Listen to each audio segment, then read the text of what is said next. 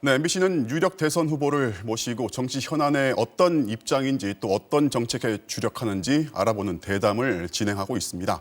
오늘은 두 번째 순서로 정의당 심상정 후보 나와 계십니다. 안녕하십니까? 네, 안녕하세요. 안녕하세요.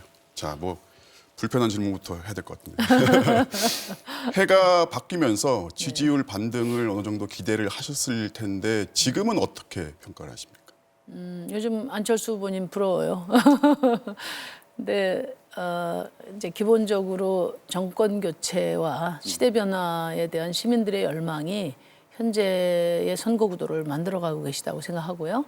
이제 그 대안으로 아직 제가 믿음을 못 드린 것 같습니다. 하여튼 이제 요즘에 우리 시민들이 어떤 대통령을 원하는가 이제 깊이 고민하고 있고요. 이제 돌이켜 보면 이제 우리가 70년 동안 많은 희생과 유보를 감수하면서 이제 잘 살기 위해서 달려왔잖아요. 그래서 제가 지금 세계 10위권의 경제 선진국이 됐는데 지금쯤은 저는 이제 대한민국에도 복지 대통령이 나올 때가 됐다. 그렇게 생각합니다. 지금 안철수 후보의 상승세를 지금 어쨌든 어떻게 해석을 하십니까? 제가 말씀드린 것처럼 그러니까 정권 교체와 시대 변화에 대한 열망이 이제 지금 현재 선거 구도를 만들어가고 있다고 생각해요. 그렇습니다. 지금 복지 대통령이라고 말씀을 하셨는데, 네, 그래서 저는 지금 세계 10위권의 선진국이 됐기 때문에 이제는 이제 시민의 삶의 중심을 둔 정치의 역할이 필요할 때고 복지 대통령이 필요할 시기가 됐다. 그리고 복지 대통령으로서 또 제가 준비된 후보다 이렇게 이제 말씀드리고 싶고요. 대표적으로 내놓으신 공약이 이제 주 4일제. 네. 그러니까 지금 딱 떠오르는 공약이란 말이죠. 일주일에 이제 4일 일을 하는 대신에 임금 삭감은 없어야 한다는 거잖아요. 네. 기업들 입장에서는 좀 부담스럽게 들릴 수 있어요. 근데 이제 주 4일제로 해가지고 생산성이 이제 떨어지면은 당연히 임금 삭감 얘기가 나올 거예요. 그런데 현재 지금 시범 실시를 하고 있는 그런 다른 나라의 경우나 또 OECD나 우리나라 KDI 보고서를 보더라도 오히려 주 4일제를 하면 1인당 1.5배의 생산성 향상이 있다는 거거든요. 주 4일을. 네네. 그래서 그런 걱정은 안 해도 될 것 같고 물론 업종에 따라 차이는 있을 수 있습니다. 그리고 제가 분명히 좀 말씀드리고 싶은 것은 주 4일제는 노동시간 단축이라는 노동 정책의 관점에서만 봐서는 안 된다. 생산성 향상과 그리고 또 더 나은 삶을 위한 사회 혁신의 모멘텀으로 봐야 된다고 생각합니다. 얼마 전에 주 4일제를 경영자의 결단으로 지금 추진하고 있는 사업장을 가봤는데 거기는 처음부터 생산성 향상을 목표로 했고 노동자들이 4일제라는 하여튼 포기할 수 없는 그런 장점이 있지 않습니까? 그래서 생산성 향상도 25% 이상 늘어나고요. 좋은 결과가 있었다고. 이걸 지켜내기 위해서 오히려 일을 더 열심히 잘 하더라. 네. 그래서 그건 큰 걱정 안 하셔도 될 것 같습니다. 제가 추진하는 것은 임금 삭감 없는 전 국민 주 4일제입니다. 그리고 또 하나가 이제 시민 최저 소득이라는 개념이 나왔습니다. 소득 하위 50% 이하 국민들한테 이제 월 최저 소득으로 월 100만 원을 보장하겠다는 거잖아요. 이게 이재명 후보의 기본 소득하고는 어떤 차이가 있는 겁니까? 그러니까 이재명 후보님은 이제 전 국민들에게 월 8만 원씩 기본 소득을 골고루 주겠다는 거고요. 저는 우리나라 중위소득, 가운데 소득 이하 50%의 국민들에게 소득을 보전해 주겠다는 거죠. 그러니까 1인 가구 중위소득 평균이 이제 200만 원이에요. 근데 제가 100만 원을 벌고 있다. 그럼 그 차액이 100만 원 아니겠습니까? 그것의 50%를 보전해 주겠다는 겁니다. 그러면 100만 원 수입을 갖고 있는 분은 이제 시민 최저 소득이 이제 적용이 되면 150만 원을 받게 되고요. 아예 소득이 없는 분들은 100만 원을 한선으로 맞춰서 이제 우리나라 세계 10위권의 선진국이니까 빈곤 제로 사회로 가겠다. 그런 의지를 이번 공약에 담았습니다. 그러면은 50% 이하란 말이죠. 네. 그러면 51%, 52%하고는 오히려 역전될 수 있는 현상이 발생할 수도 있는 거 아닙니까? 보편 복지는 아니에요. 이게 그 차액의 50%를 주기 때문에 그 문제는 크지 않을 거라고 생각합니다. 그리고 이제 저희는 이제 복지 정책 하나하나의 보편이냐 선별이냐 이렇게 따지는 것은 매우 비효율적이라고 보고 오히려 이제 저희가 갖고 있는 이번에 복지 체제는 시민 최저소득이 있고요. 그 위로 중간 계층들에게 소득 기반의 보험 제도가 있고 또 그 위에 이제 각종 사회수당이 있거든요. 이 세 가지를 다 합친 이제 종합이 필요한 모든 시민들에게 복지를 제공할 때 그것을 보편적인 복지 제도다 이렇게 생각하고 저희가 그렇게 이번에 잘 구성을 해봤습니다. 그러면 증세도 지금 검토를 하시는 건지요? 돈 써야 될 일이 굉장히 많잖아요. 그렇죠. 그래서 당연히 증세와 확장 재정을 함께 추진해야 된다고 생각하고요.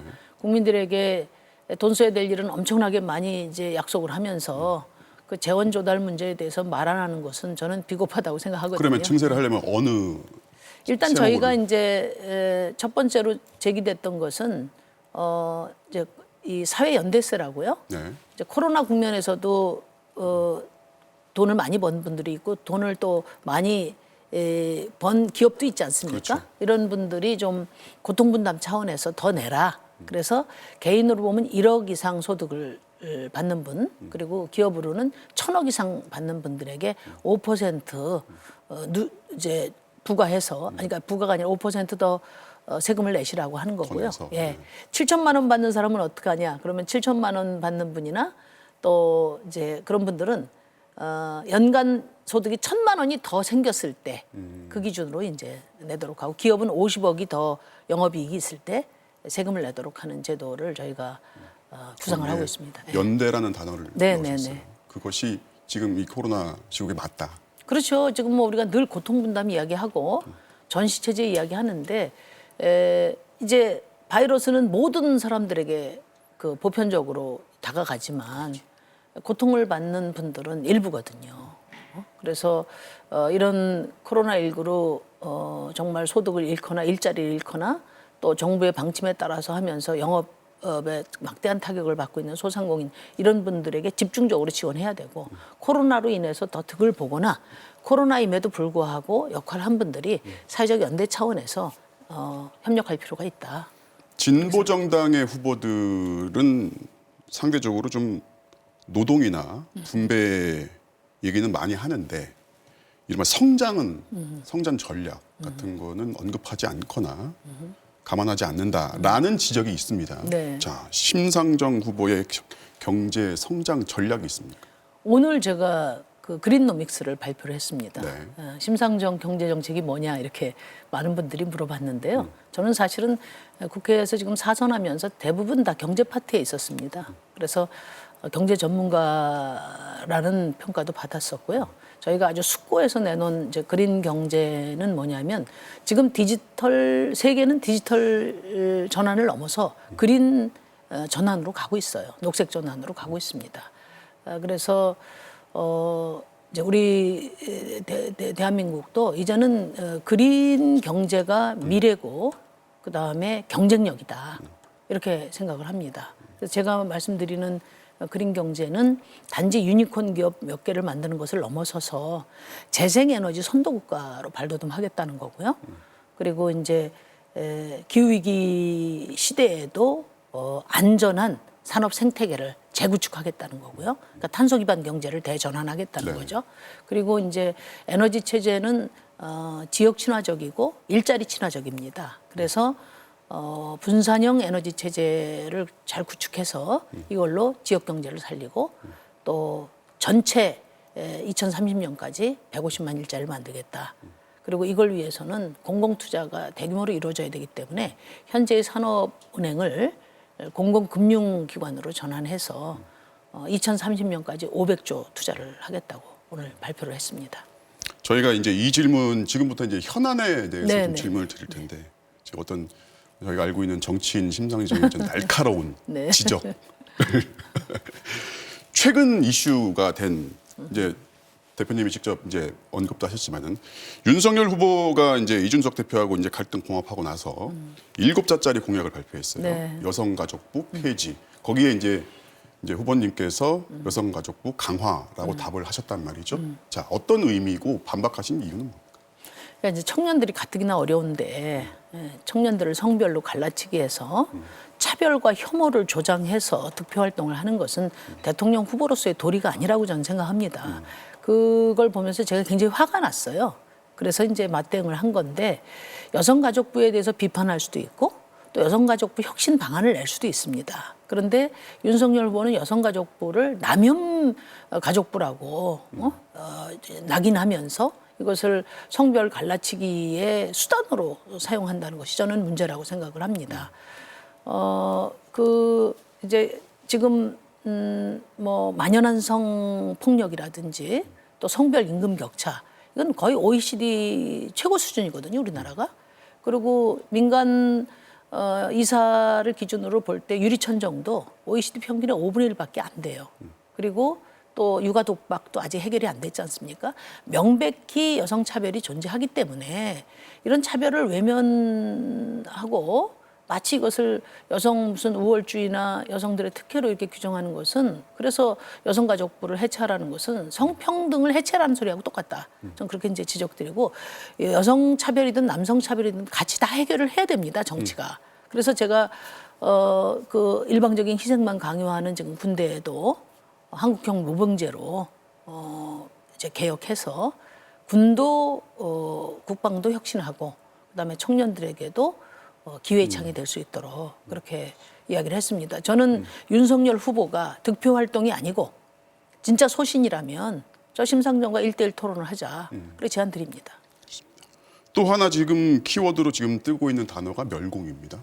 멸공이 릴레이처럼 이제 주말 사이에 몇몇 정치인들께서 이제 멸공 릴레이를 하셨는데 이건 어떻게 평가하십니까? 그러니까 결국은 이제 이제 북풍을 이용한 정치 이제 이것을 극복하는 것이 극우를 극복해서 건전한 보수로 가는 하나의 기준이었거든요.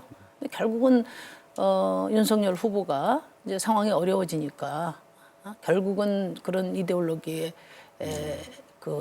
편승하고 있다.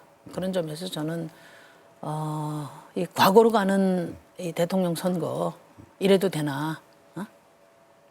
대선 후보들의 각성을 촉구하고 싶어요. 그렇습니다. 말하는 김에 민주당의 이재명 후보에 관련해서 네, 질문을 좀 드리겠습니다. 이재명 후보가 자주 하는 말이 읽겠습니다. 정치인은 국민의 대리인이기 때문에 자신의 신념보다 국민의 요구에 더 민감해야 한다. 이걸 이제 실용주의 이렇게 이름을 붙이고 있단 말이죠. 어떻게 평가하십니까? 그러니까 국민을 위한 실용이 아니라 이재명 후보 득표를 위한 실용으로 생각합니다. 저는 왜냐하면 대통령은 국가가 나가야 될 방향을 제시하는 사람이고 또 그 방향을 가지고 국민들을 설득하고 타협하고 조정하는 그래서 국민 통합을 이루는 사람이 대통령이거든요. 그 방향이 대통령의 철학과 소신이란 말이에요. 그런데 실용을 이유로 해서 그 수기 과정을 이제 생략한다는 것은 그것은 철학의 빈곤이라고 말할 수밖에 없다. 물론 수기 과정을 통해서 최종적으로 국민들이 내놓은 결론은 당연히 따라야 되겠죠. 그렇죠. 근데 저는 이제 김대중 대통령께서 정치인은 서생적 문제인식과 상인의 감각이 필요하다고 했는데 서생적 문제인식이 없는 상인의 감각은 그건 상술이지 정치 리더십이 아니라고 생각해요. 그리고 또 하나는 국민을 위한다고 했는데 물론 그 국민이 다 이해관계가 다르지 않습니까? 네. 그럼 누구를 어떤 국민을 위한 실용이냐 그거 따져봐야 되는데 최근에 말씀하시는 부동산 감세라든지 또 문재인 정부의 탈원전 정책을 또 되돌리는 일이라든지 이런 걸 볼 때 이재명 후보의 그 실용은 우리 사회의 어떤 기득권층의 구애를 하는 득표 구애를 하는 그런 실용이 아닌가 그런 점에서 매우 유감이다 그런 말씀드립니다. 작년 4.7 재보선 때 후보를 공천을 안 하셨어요. 네. 안 하셨는데 그때 이제 그 나중에 지금 밝혀진 것이 20대 여성의 15%가 양당을 택하지 않고 제3지대를 선택을 했단 말이죠. 네. 어떻게 보면 이게 이제 정의당의 자산일 수도 있단 말이죠. 이들을 타겟으로 한 어떤 전략이 있을까요? 그러니까 이제 20대 여성들이 가장 지금 힘들어하는 것은 이제 성폭력 불안이거든요. 그러니까 누구나 서로 사랑하고 헤어질 수 있는데 지금 안전한 이별을 걱정해야 되는 그런 상황이지 않습니까? 그래서 저는 이 성폭력은 단호하게 근절하겠다.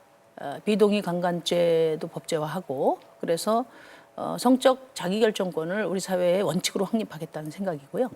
또 이렇게 권력형 성범죄는 그거는 불용 어떤 무관용의 원칙으로 원 스트라이크 아웃제를 도입해서 강력하게 단죄하겠다 이런 말씀드리고 최근에 이제 데이트 폭력이라든지 또 스토킹 범죄에 대한 것도 강력하게 처벌을 강화하겠습니다. 그래서 이걸 빨리 그 성평등 사회로 가는 어떤 이게 밀린 숙제들을 정치가 빨리빨리 해결해서 여성들이 안심하고 살 수 있는 그런 사회 만들어야 됩니다. 반대 입장에서 이런 질문도 가능하거든요. 정의당이 이제 언제부턴가는 노동이나 어떤 불평등 문제보다 페미니즘 정당의 이미지가 좀 강해진 거 아니냐 이렇게 말씀하시는 분들이 있어요. 네. 어떻게 답하시겠습니까? 뭐 저한테도 그런 지적을 많이 하셨고요. 또 뭐 결과적으로 그런 측면이 있다고 생각합니다. 근데 진보 정당 정의당은 페미니즘 정당이죠. 저희가 이야기하는 페미니즘은 여성 우월주의나 또는 뭐 여성의 특권을 주장하는 정당이 아니고 모든 남성, 여성, 성소수자를 포함해서 모두가 존중받는 사회다. 이게 이제 저희 당이 이야기하는 페미니즘인데 문제는 이제 페미니즘 이슈만 집중하는 거 아니냐 이런 지적이 있었어요. 근데 이제 결과적으로 그렇게 된 것은 사실은 우리 당이 페미니즘이라는 의제를 최우선으로 놨기 때문이 아니라 작년 뭐 재작년에 걸쳐서 고위급 권력형 성범죄가 그냥 정치권을 강타했잖아요. 그래서 이게 이슈로 정치권 중심 이슈로 떠올랐는데 이 부분에 대해서 제대로 원칙적으로 대응한 데가 정의당밖에 없습니다. 그러다 보니까 당연히 성폭력 이슈 또는 페미니즘 이슈가 정의당의 이제 중심처럼 이렇게 된 건데 제가 이제 대통령 후보 되고 나서 1호 공약도 신노동법 주사일제고 지금은 뭐 페미니즘만 주력한다 이런 오해는 많이 불식됐다고 생각합니다. 알겠습니다. 이제 한 2달 정도 남았습니다. 네, 대선. 민주당하고 이제 여러 가지 어떤 연대 가능성, 후보 단일화든 또 권력 분점이든 아니 뭐 연정이든 여러 가지 얘기들이 나와요. 또 이제 국민의힘 입장에서는 또 안철수 후보의 얘기가 나오고 있고요. 지금 이 시점에서 입장을 한번 정리를 해주신다면요. 우선 뭐 제가 누누이 말씀드렸지만 정의당과 심상정의 존재 이유는 양당이 대변하지 않는 수많은 우리 시민들의 목소리를 제가 더 그 볼륨을 키우고 또 더 강력한 그런 정치적 힘을 결집하는 것이 저의 책임이라고 생각하고요.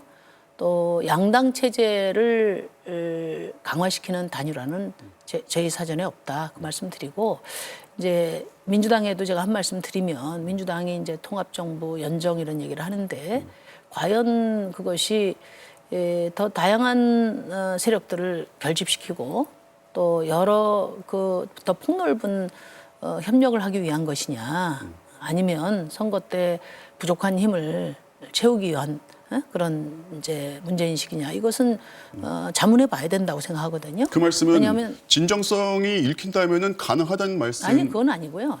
일단 지난번에 이제 이렇게 다당제하에 연정을 할 수 있는 절호의 기회가 있었어요. 그것을 리드할 수 있는 민주당의 선택이 있었는데 그게 이제 탄핵 때 탄핵으로 우리 문재인 정부가 섰지 않습니까? 탄핵은 민주당이 혼자 한 게 아니거든요.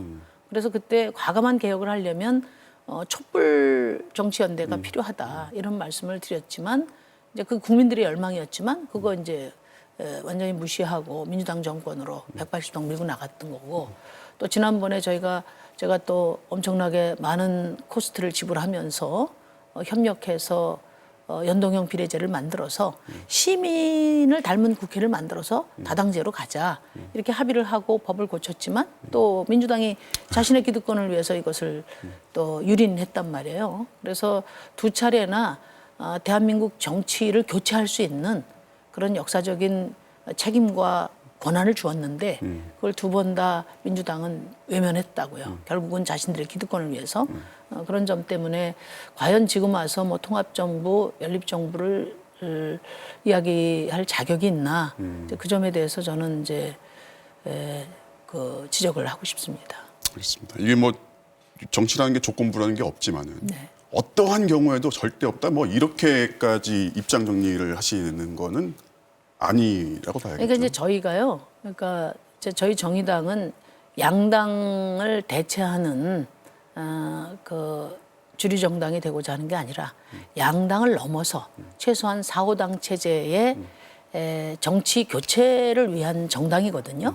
그래서 이번 대통령 선거에서 이제 뭐 너무나 지금 뭐 비호감 대선이고 또 양당 후보들을 포함해서 국민들이 문제인식을 크게 갖고 계시기 때문에 이제는 34년 동안 양당 체제가 사실 막다른 골목으로 가고 있는데 시민들의 고민이 더 깊어지실 거라고 봅니다. 저는 다당제적 투표를 해서 이번 대선을 계기로 해서 정말 한 국민들을 골고루 대변하는 4, 5당 체제를 만들어 주십사.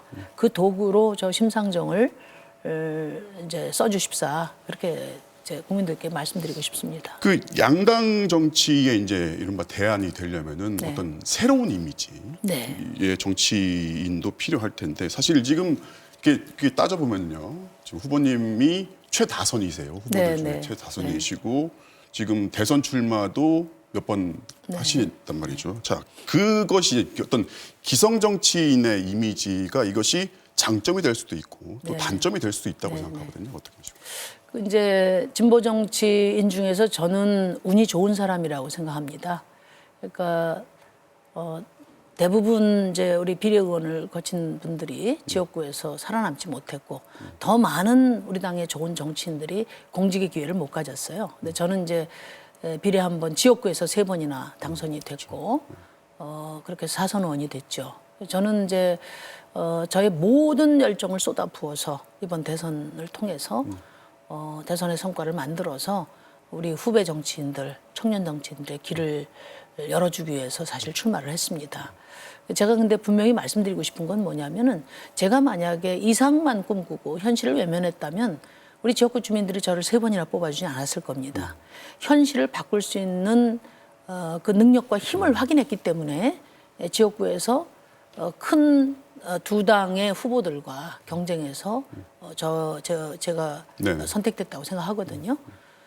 저는 이제 뭐 다선 의원이 장점도 될 수 있고 단점도 될 수 있는데 제가 다선 의원이 되는데 기성 뭐 기득권 정치에 덕을 본 거 없습니다. 그리고 재벌들 눈치 본 거 없고요. 오로지 시민들의 믿음으로 성원으로 여기까지 온 사람입니다. 그러니까 저는 지금과 같은 이런 큰 전환기에 저같이 사선 정치인으로서 정치적 경험이 풍부하고 오히려 소수당 출신이기 때문에 다당자의 책임 연정을 네네. 이끌어갈 수 있는 적임자다. 그런 말씀을 꼭 드리고요.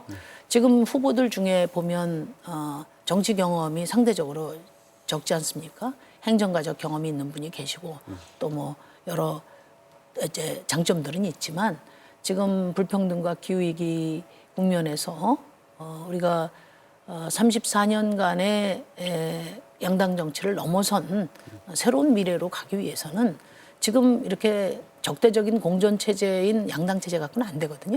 이 양당에서 누가 되더라도 연정이나 협력은 불가능합니다. 양당 체제 하에서는.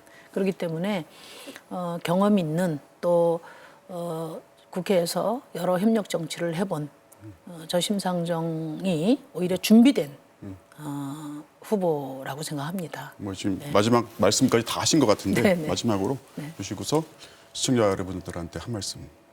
네, 어김없이 새해가 왔는데 이제 희망이 함께 온 것은 아닌 것 같습니다. 우리 시민의 삶이 선진국인 나라를 만들려면 정치가 크게 바뀌어야 된다는 것을 우리 국민들께서도 다 함께 공감하고 계실 겁니다. 정의당 심상정 비록 작은 정당이지만 20년 동안 소신을 지켜오고 또 시대 정신을 앞장서서 제시해오고 어떤 기득권과도 자유로운 저 심상정이 지금 같은 시기에 저는 맡겨주시면은 대전환의 소명을 잘 이끌어서 시민이 삶이 선진국인 나라의 미래를 열어가겠습니다. 많은 부탁, 우리 시청자 여러분께 많은 부탁을 드립니다. 알겠습니다. 네, 자, 오늘 말씀 감사합니다. 네, 감사합니다.